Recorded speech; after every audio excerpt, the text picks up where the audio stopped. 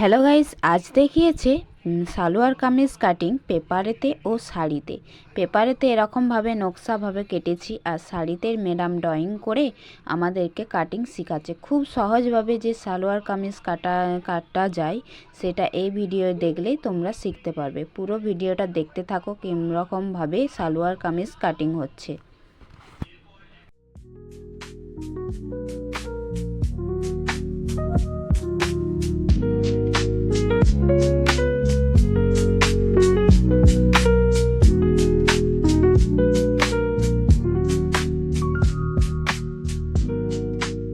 আরও অন্য ভিডিওতে নতুনত্ব কাটিং দেখাবো।